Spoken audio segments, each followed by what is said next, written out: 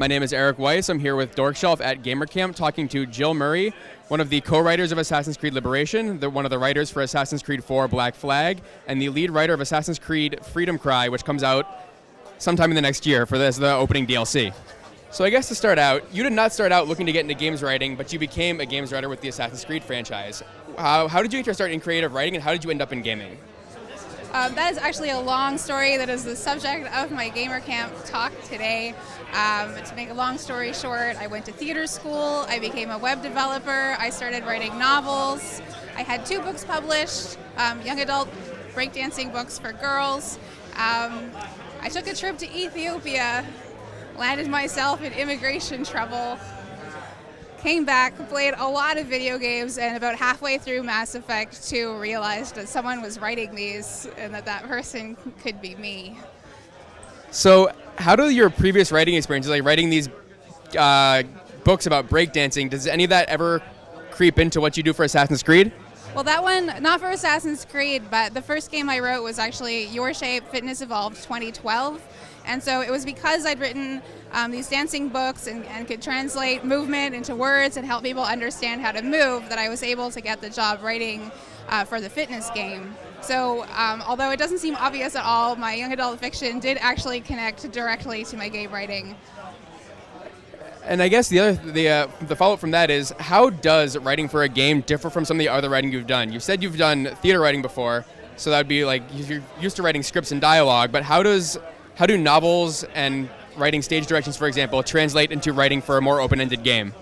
Well, games are fundamentally collaborative, and it's really, I always say that the writer writes the script, but the team creates the story. So you have game designers, mission designers, all kinds of technical factors, ideas coming in from everywhere, and that's what makes a game story. If you're writing a novel, you're probably sitting alone in a room with all of your self-doubt for 2 years, just trying to make it happen. When you're writing a game, you're in a room full of people who are all passionate, or hopefully passionate, we are on Assassin's Creed, about making a game together, and it's a very different energy and it's a very different skill set, because what it introduces is needing to get along with people, figure out how to incorporate their ideas into what you're doing, how to get them to embrace your ideas, and how to figure out how all of it makes the game story stronger.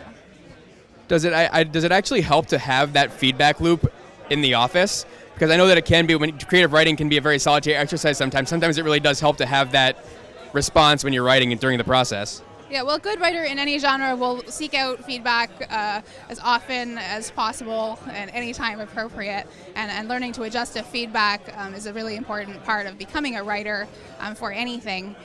For games, it's really important to get the balance right on the team. You need to get your team caring about story so that they respect what you're doing, and then you need in turn to respect them by really listening to what they have to say and making sure that you're always making a game that everyone feels passionate about, that it's not just becoming your pet project. And I guess especially with a game like Assassin's Creed, where you do have this very open world, how do you keep the story coherent, knowing that that everybody won't see everything that happens, all the story that you've written for the game? Well, I think usually what happens is we have key story points that everyone is going to hit. We do have some control over that. And then what is fun about games is that when you introduce open elements, side missions, assassination contracts, collectible documents, it really gives the player the freedom to indulge in as much or as little as the broader story, and sort of even to shape, for example, like their own experience of how Edward Kenway was a pirate. The way I play, because I'm just not a 100%er, I'm pretty likely to play to like 63%, so my experience is going to be very different from someone who actually goes and finds all of the stuff and sees all the nooks and crannies. They're going to have a different understanding of the events. Do you ever find that you spend a lot of time writing something that you know not everybody is going to see? That you put that you left these Easter eggs for other players to find? Yes, and it's awesome, because when you're writing that, you know that not everyone is going to see it, but you know that the people who see it are going to know what it is. They're going to care. They're probably going to go online and talk to someone about it. So, you know, there's quantity and there's quality, and I feel like the type of attention that those little bits of apocrypha get is really high quality. And any particular favorite examples, or are those do you have to play the game to find those? I would advise anyone currently playing Black Flag to nose around in the present day environment and hack computers, and there's all kinds of crazy stuff hidden there. That'll be a lot of fun for longtime fans. So I guess also to talk a little bit about diversity, because with Liberation you had a black female protagonist, and for Assassin's Creed 3 there was Connor was the Native American protagonist. So I guess first of all, how exciting is it for you to be able to get to work on these characters who don't resemble the characters you normally see in games? They don't normally resemble the characters we see in games, but they do resemble the characters I normally find in my writing. There's sort of an uncanny similarity between what I've been able to do on AC, even though it takes place in history, and what I've always done in my own writing, which tends to be more contemporary. So I'm just grateful for all of the freedom and opportunities that we get on Assassin's Creed to think about these other populations that were around in the 18th centuries, the Taino, Jamaican Maroons, all these types of characters that were there before colonists or pirates arrived. A lot of what I get to do is to fill in those gaps and explain who else was there and what are their stories.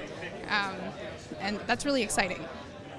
And I guess to kind of follow up on that, because I know that this is a trap that I've fallen into on more than one occasion, where a lot of the people calling for more diversity are, in a lot of cases, still white men or people who are part of a traditional establishment. So what are and it seems like they're still based on a lot of assumptions. What are the things that people who are having that conversation should be talking about more that they aren't talking about right now? In the case of women, and this is something I'll be talking about next week at GDC Next, I think what we would really love to see is more characters who are normal people. We see a lot of entrants into the category of kick-ass women who can do it all when we see women characters in video games, or maybe in games like GTA we get women as antagonists and as sort of passive accessories to male characters. But what would be great is if we could start to see more women protagonists who are real people, average women thrust into extraordinary situations, survivors, people who don't get it right all the time, people who are barely keeping it together. Actually, it would be nice to see that kind of variety in most video game protagonists, and what I often find is that when I talk about diversity, I'm really just talking about good writing for everyone, which is what it's all about. Is that something that, are there any examples outside of Assassin's Creed that you think have done that very well lately? The Last of Us had good women characters. Gone Home gave us some insight into younger women.